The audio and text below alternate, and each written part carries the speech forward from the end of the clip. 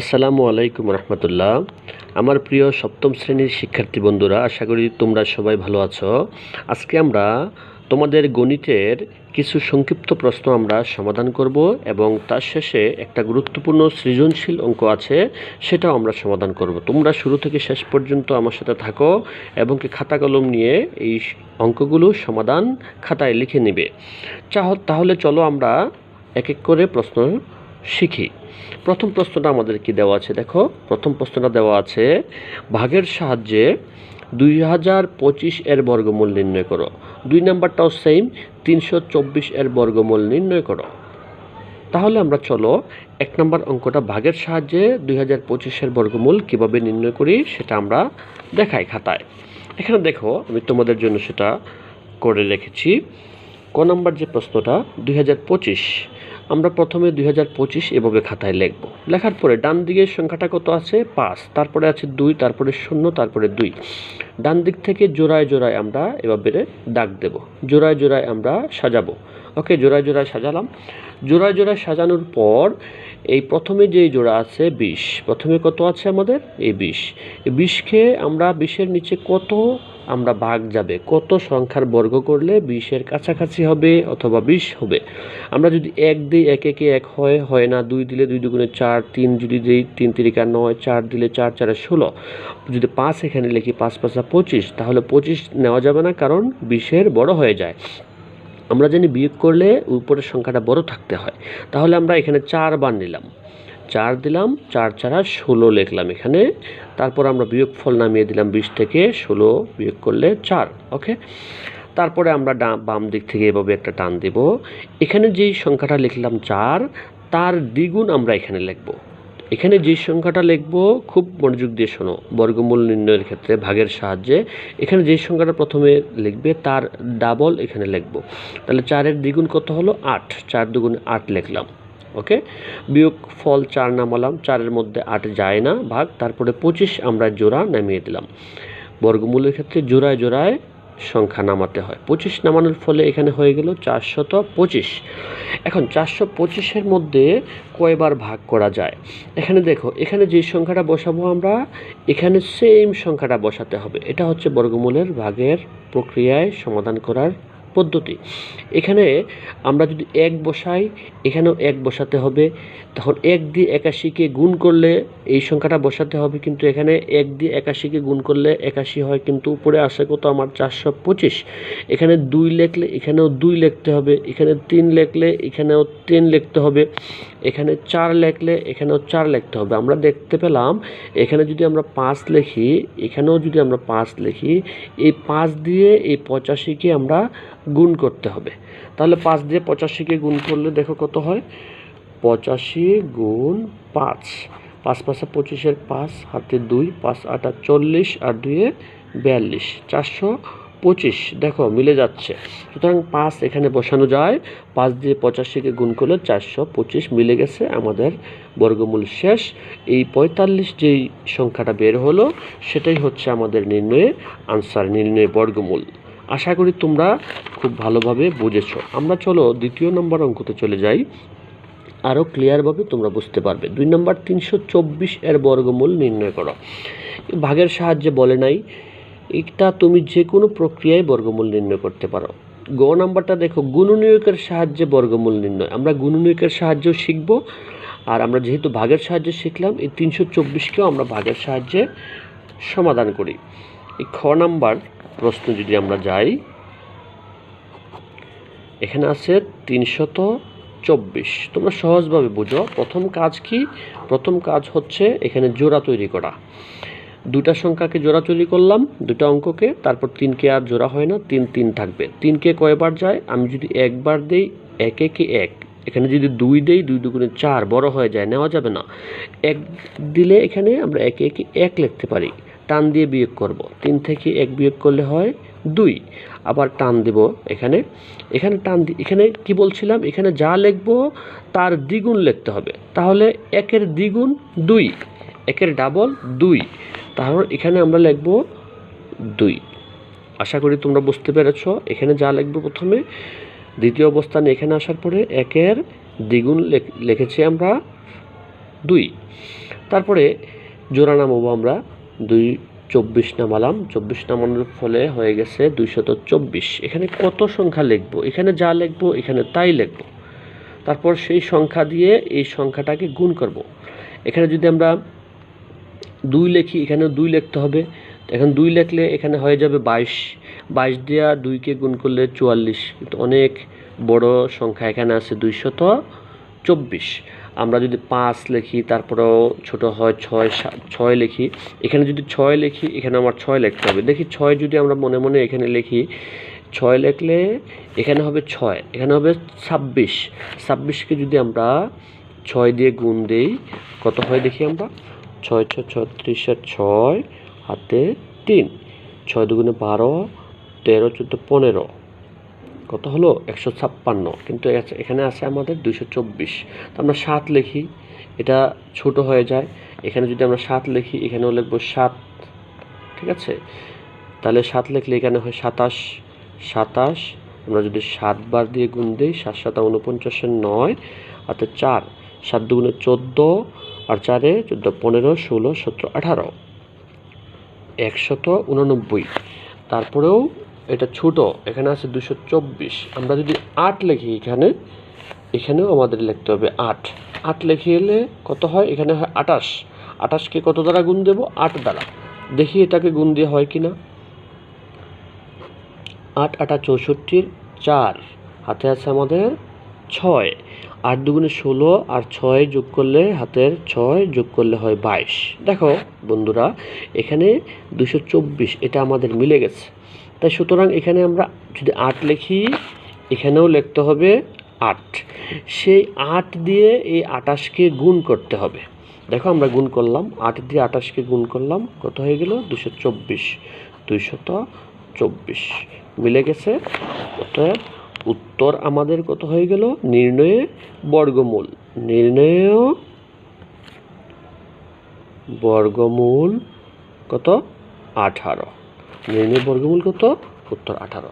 খুবই সহজ। আশা করি তোমরা মনোযোগ দিয়ে শুনলে যে কোনো সংখ্যার বর্গমূল ভাগের সাহায্যে নির্ণয় করতে পারবে। তারপরে দেখো গ নাম্বার, এখানে কি বলছে? গুণনীয়কের সাহায্যে। যদি বলে গুণনীয়কের সাহায্যে, আমাদের গুণনীয়কের সাহায্যে বর্গমূল নির্ণয় করতে হবে। আমরা করব এখন 1024কে আমরা গুণনীয়কের সাহায্যে বর্গমূল নির্ণয় করব। দেখি আমরা 1024কে কীভাবে গুণনীয়কের সাহায্যে বর্গমূল নির্ণয় করা হয়। এখানে আছে 1024 লিখলাম। গুণনীয়কের সাহায্যে সেটাকে আমরা এভাবে লসাগুর মতো টান দিয়ে আমরা ভাগ করব। কত দিয়ে? প্রথমে 2 দিয়ে ভাগ যায়। দেখো 2 হচ্ছে একটা জোড় সংখ্যা। 1024কে যদি 2 দিয়ে ভাগ করো তুমি, কত হয়? 500, কত হয়? 12 হয়। ক্যালকুলেটর দিয়ে তোমরা করতে পারবে আশা করি। তারপর আবার দেখো 2 দিয়ে যদি আমি ভাগ করি, কত হয়? 2 দিয়ে 5, 2 দুগুণে 4, 5 দুগুণে 10, 6 দুগুণে 256। আবার যদি তুমি 2 দিয়ে ভাগ করো, কত হয়? 2 2 2 দুগুণে 4, 8 দুগুণে 16। তোমরা ক্যালকুলেটর দিয়ে ভাগ করতে পারবে।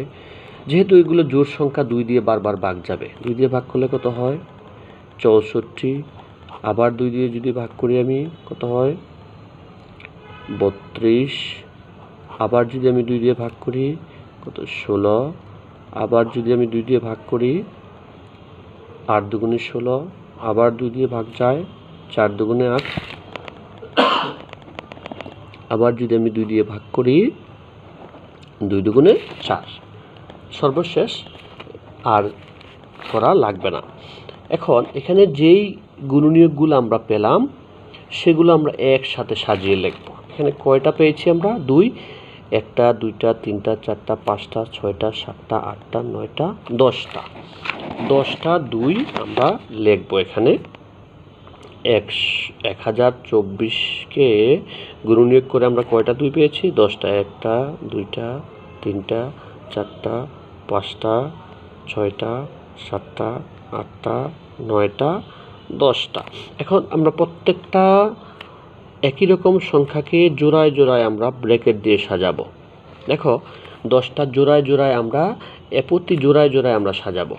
প্রতি জোড়ায় জোড়ায় সাজানোর পর প্রতি জোড়া থেকে একটা 2 আমরা নেব।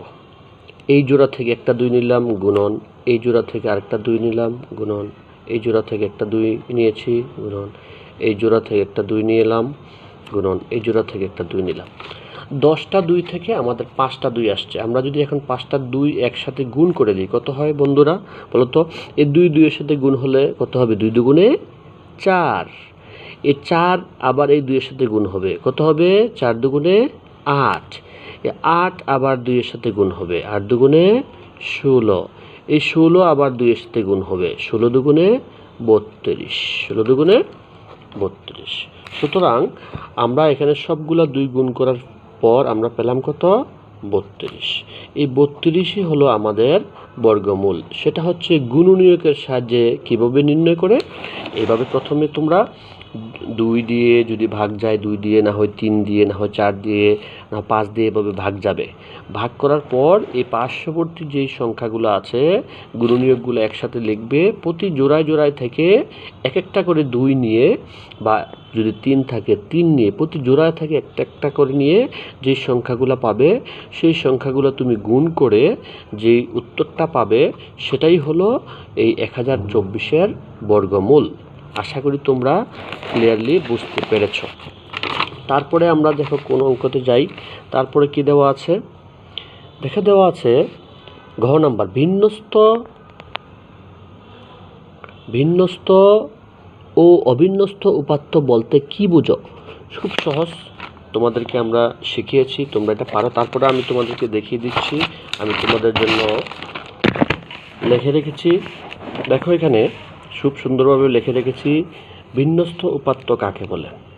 ভিন্নস্ত উপাত্ত তোমরা যদি 2-3 বার উচ্চারণ করে পড়ো এবং খাতায় লিখে নাও, নোট করে নাও, আশা করি আর ভুল হবে না। যে উপাত্ত সমূহ মানের ঊর্ধ্বক্রম বা অর্ধক্রম, ঊর্ধ্বক্রম হচ্ছে বড়, ছোট থেকে বড়, অর্ধক্রম হচ্ছে বড় থেকে ছোট, ঊর্ধ্বক্রম বা অর্ধক্রম অনুসারে সাজানো থাকে তাকে বিন্যস্ত উপাত্ত বলা হয়। একেবারে সহজ একটা সংজ্ঞা, তোমরা আশা করি একবার বা 2 বার যদি উচ্চারণ করে পড়ো তাহলে তোমরা পারবে। আমি আবার বলে দিচ্ছি, যে উপাত্তসমূহ মানের ঊর্ধ্বক্রম বা অর্ধক্রম অনুসারে সাজানো থাকে তাকে ভিন্নস্ত উপাত্ত বলা হয়। যেমন 1 2 3 4 5 6 7 8 থাকতে পারে, অথবা এটা ছোট থেকে বড় আকারে লিখলাম। আমি যদি লিখি 8 7 6 5 4 3 2 1, এটা হচ্ছে বড় থেকে ছোট আকারে সাজানো, সেটাও বিন্যস্ত উপাত্ত। ওকে, অবিন্যস্ত উপাত্ত কাকে বলে? এটা একেবারে সহজ, উল্টাটা।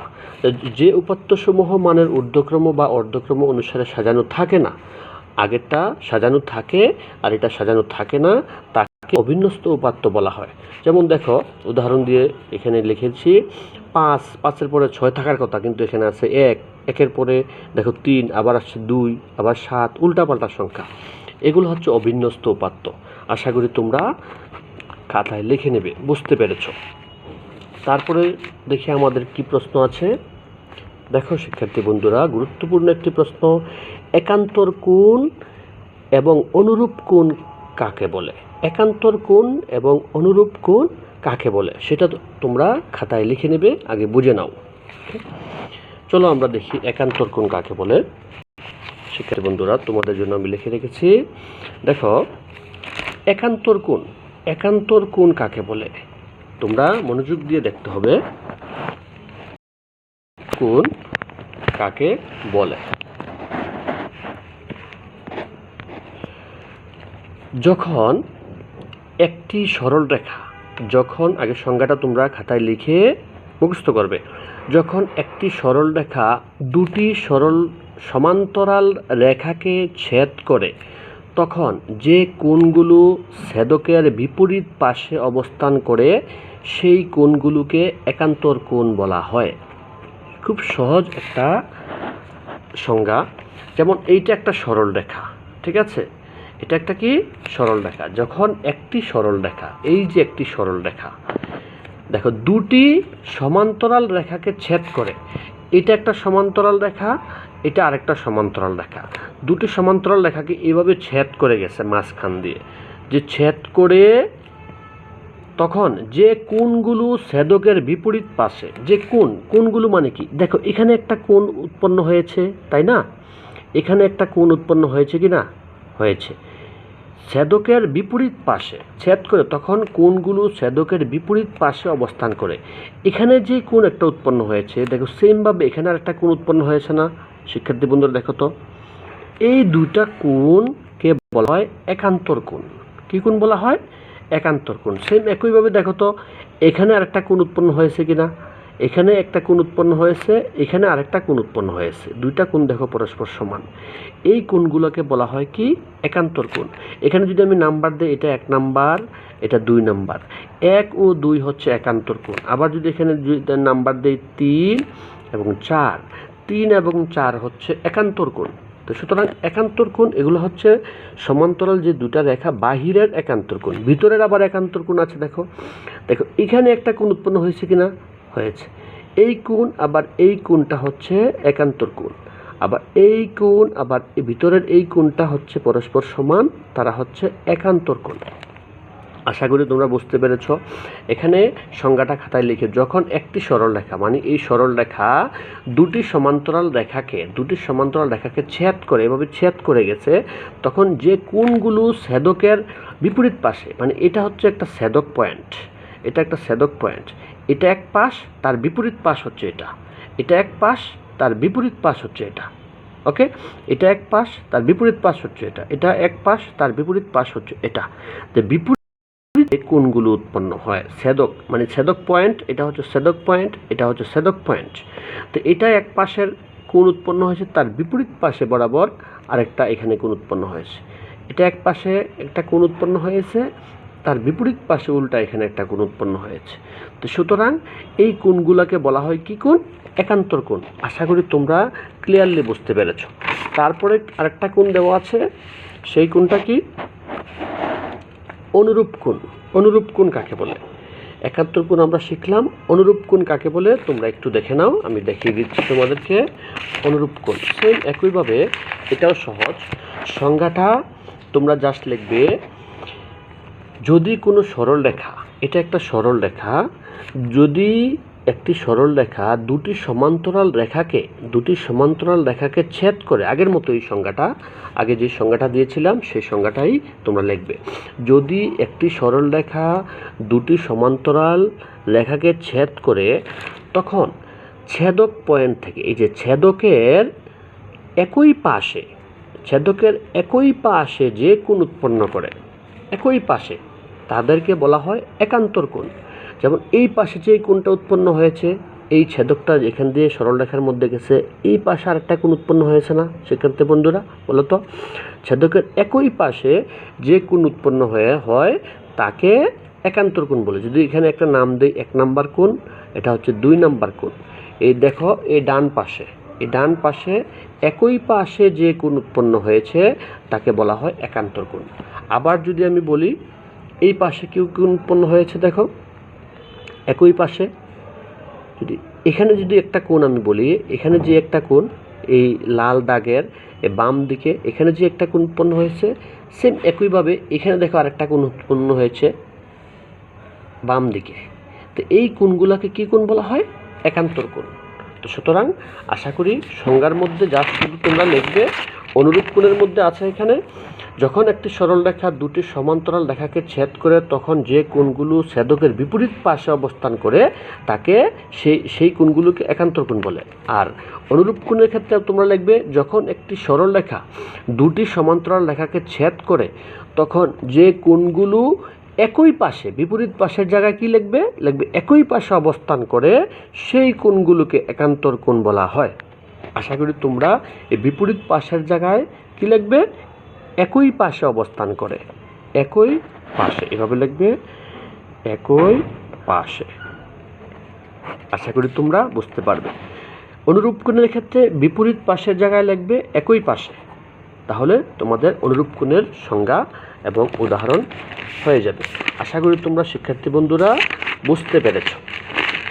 তারপরে দেখি আমাদের প্রশ্ন কি আছে, সেই প্রশ্নগুলো আমরা সমাধান করব। তারপরে প্রশ্ন আছে আমাদের বীজগণিতের অংশ থেকে সহজ কিছু গুণ আছে।